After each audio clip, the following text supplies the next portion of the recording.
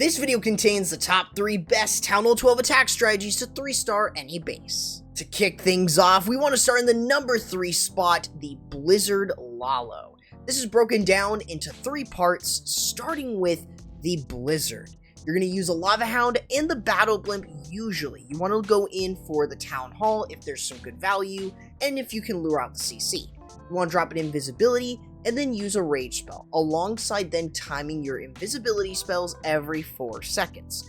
This is the best way to get value out of your Blizzard. They even have the chance of removing the enemy CC troops, which is always a massive plus. Of course, your Blizzard could get more. Maybe getting rid of the enemy queen could be massive value. Alongside that, you might also want to look at other areas if the Town Hall is relatively easy to get to and is not covered by too many defenses. That is the only time that I would use your Blizzard in a separate area other than going for the Town Hall. Now from here, I would recommend starting your Sui hero. This is using your Barbarian King and Archer Queen. I'd recommend bringing in Ice Golem to help mitigate any damage that they take early on, because you will need them for a little bit later in this section.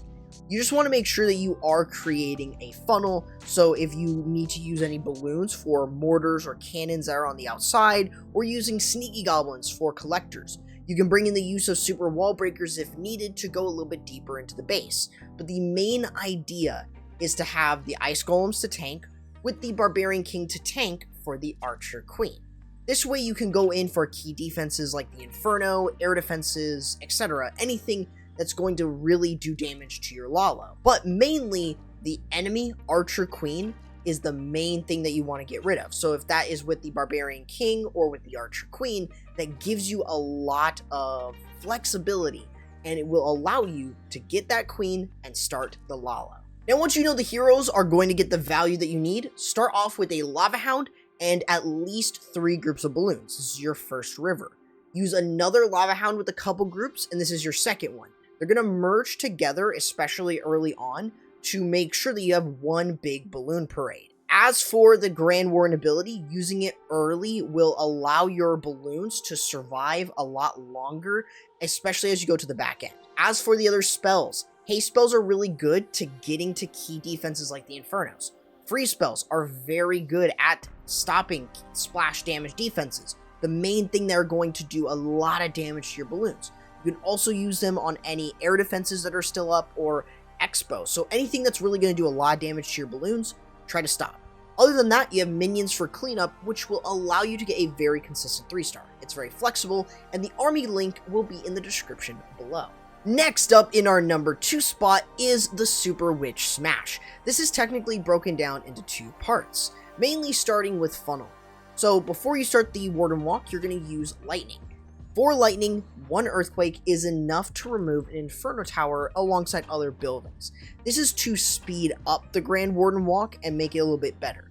You could funnel one side of the Warden Walk with a baby dragon and some balloons, which is always really helpful. If the Warden is taking a little bit too much damage, you could always use the Archer Queen to provide some support and allow him to follow your main attack a little bit easier. Now, on the other side of your funnel, you are using the Barbarian King and Siege Barrack. The main reason here is they're both perfectly good for funneling.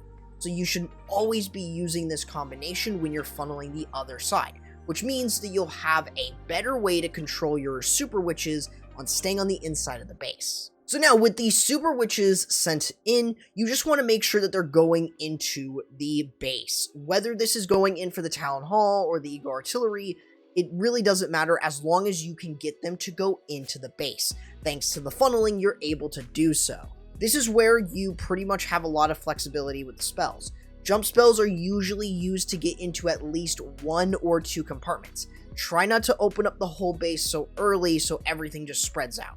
You want to make sure that what you're doing is using a Rage spell and the Grand Warden ability to keep the big boys and the Super Witches moving.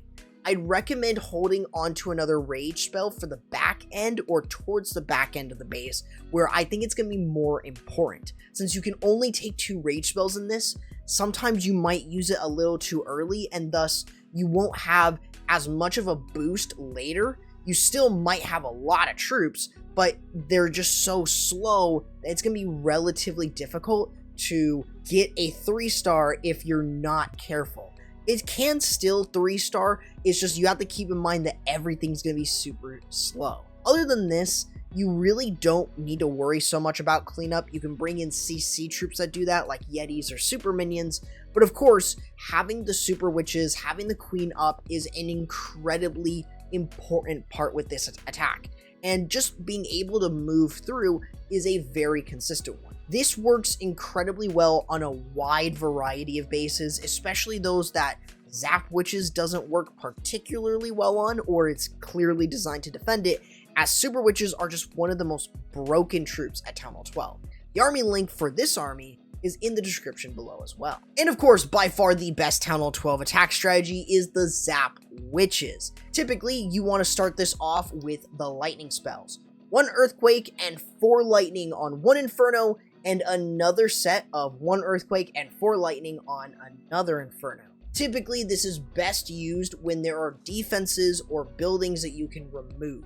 Specifically defenses, as if there are storages around the Infernos, this tends to mean that this might not be the best strategy for that base. But you want to make sure that you're clearing those out and creating a nice funnel before you spam in those witches. So you'll want to make sure that you're starting with 2 golems on the outside and 2 ice golems going in with your log launcher, and of course the witches in between all of them. This should allow you to then get your heroes to go in. I'd be very patient with them, so start with the Warden, see where he goes, and then use your King and Queen. You want to make sure that the Inferno, Eagle Artillery, and the Town Hall are roughly lined up with each other. This allows you to get the most value, the most damage out of the log launcher, but also opening up the base so you're able to remove those said defenses. Using an early Grand Warden ability will keep everything moving through.